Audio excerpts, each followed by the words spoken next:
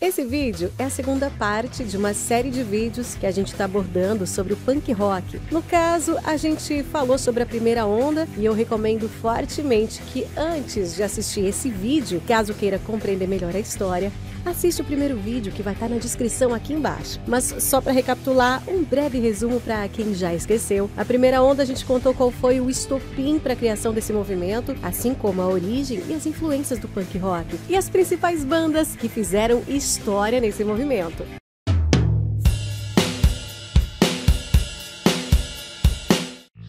Bom, agora, antes de começar, eu peço que dê uma força se inscrevendo no canal e deixando aquele seu like caprichado. Isso nos ajuda a produzir mais conteúdo. A segunda onda do punk rock começa, a princípio, após a queda do Sex Pistols, mas principalmente com o falecimento do Sid Vicious, chega aí ao fim uma era de rebeldia e anarquia. Porém, o punk rock estaria muito longe de morrer. Na verdade, ela iria existir por muitos anos, mas não exatamente como o punk rock que a gente conhece na parte 1, mas sim ela iria se transformar em vários outros estilos. Mas como o número de estilos musicais que veio dela são muitos, e eu vou listar aqui apenas os principais, no caso, as 5 principais: o hardcore, o grunge, o skate punk, o pop punk e o rock alternativo. No caso, o pop punk e o skate punk, a gente vai abordar mais profundamente, provavelmente nos próximos vídeos, sobre a terceira onda do punk rock. Quanto ao grunge, a gente já tem aqui um vídeo sobre a história do grunge, que a gente vai deixar na descrição também. Já o rock alternativo, ele é basicamente a fusão de vários estilos dentro do próprio punk, como por exemplo o post-punk, o grunge, o new wave.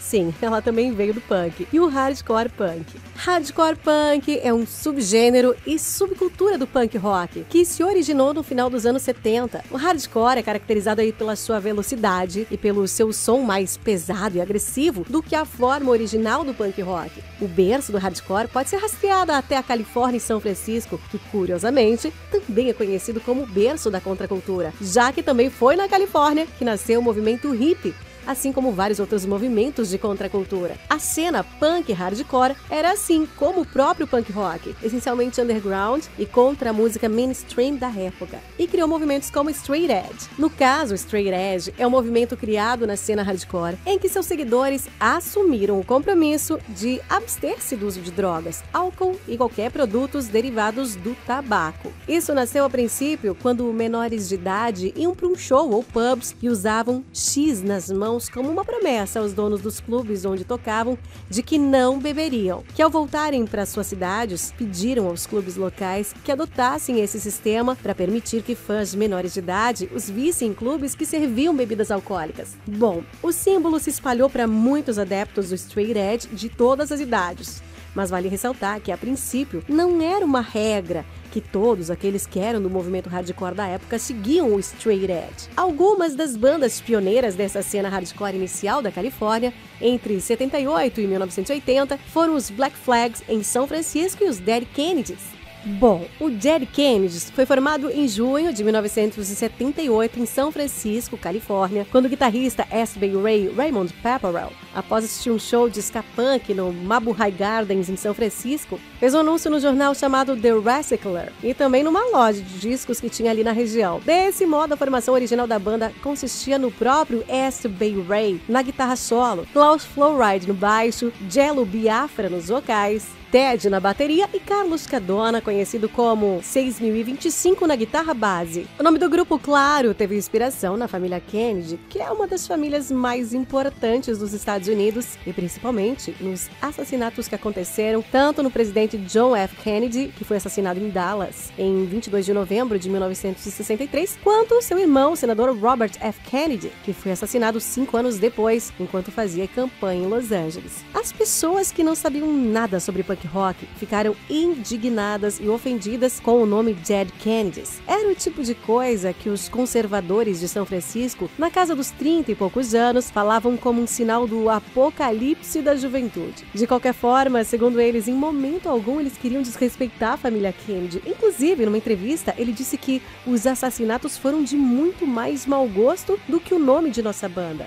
Na verdade, respeitamos a família Kennedy. Quando John F. Kennedy foi assassinado, quando Martin Luther King foi assassinado, quando Robert F. Kennedy foi assassinado, o sonho americano foi assassinado. Nosso nome é, na verdade, uma homenagem ao sonho americano. Enfim, desse modo a banda desde cedo seguia a linha de pensamento anárquica de Biafra, se focando nas letras e nas ideologias nelas contidas, abusando de sátiras irônicas e ácidas para criticar diversos temas sociopolíticos americanos, como o consumismo, o American Way of Life, as guerras, os políticos liberais conservadores, a igreja, a polícia, entre outras coisas. Dead Kennedys foi uma banda politicamente questionadora, que seria também um modelo para outras bandas de punk rock que viria a surgir anos depois. E assim, essa formação gravou suas primeiras demos e os seus primeiros shows ao vivo foram em julho de 1978, no próprio Mabuhay Gardens em São Francisco. No caso, eles foram a banda de abertura que incluía DV8 e Negative Trend, com The Offs como a atração principal. E depois disso, Dead Kennedys fez vários shows em vários locais e clubes, porém devido ao nome provocativo da banda, eles às vezes tocavam sob pseudônimos, incluindo The Decays, The Sharks, The Creamsicles e The Pink Twinkies. Em 1979, surgiu aí o primeiro single da banda, California Uber-Alles, uma crítica direta ao então governador da Califórnia, Jerry Brown.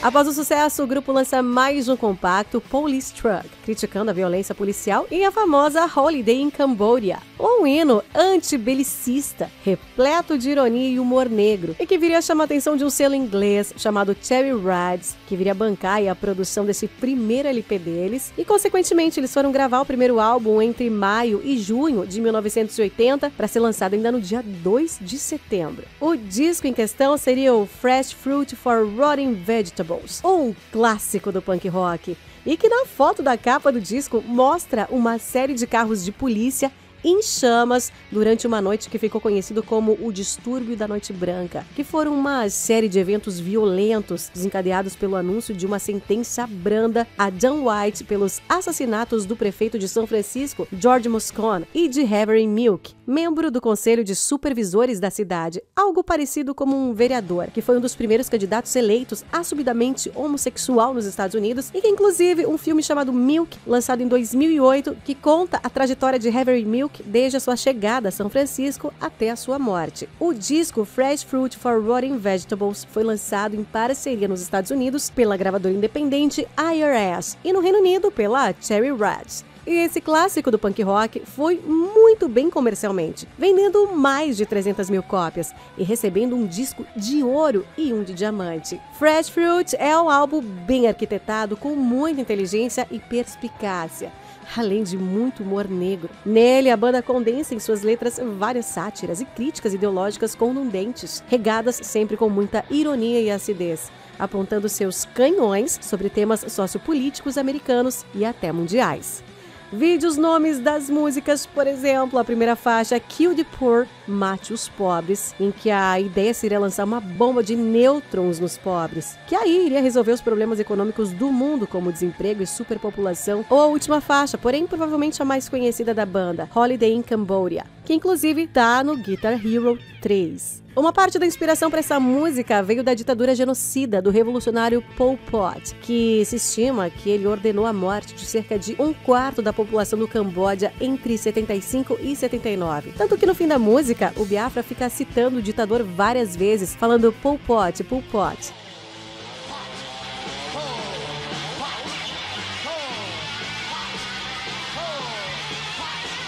Mas também a letra critica a confortável solidariedade dos jovens ricos que dizem entender sobre a fome, desigualdades e conflitos de todas as formas, somente porque estudaram isso através dos livros, mas vivendo sempre no conforto do dinheiro. Então a música convida esses jovens para passar umas férias ali no Camboja, para que eles possam de fato conversar com as pessoas que moram ali e estão sofrendo com a ditadura. E aí sim, eles podem entender da melhor forma possível aquelas dificuldades. Bom, de qualquer forma, o Dead Kennedys foi uma das mais importantes bandas a emergir no punk rock. Um dos poucos a genuinamente transcender o gênero, ampliando convenções musicais e líricas, enquanto estabeleciam um novo paradigma. E colocando muita coisa em movimento, eles foram parte integral da formulação de uma rede alternativa americana que permitiu que bandas iniciantes fizessem turnês para além de seus próprios quintais. Bom, a propósito, o selo de gravação que eles criaram, a próspera Alternative Tentacles, se vangloria por ter um catálogo um tanto desafiador de bandas nos extremos, para agradar o gosto disfuncional de qualquer ouvinte que se possa imaginar. Bom, enfim, essa banda foi modelo para muitas bandas de punk rock, que provavelmente a gente vai falar deles futuramente, já que alguns deles foram proeminentes no movimento também. Para mais vídeos sobre evento e músicas, deixa seu like e se inscreve no canal. Tchau!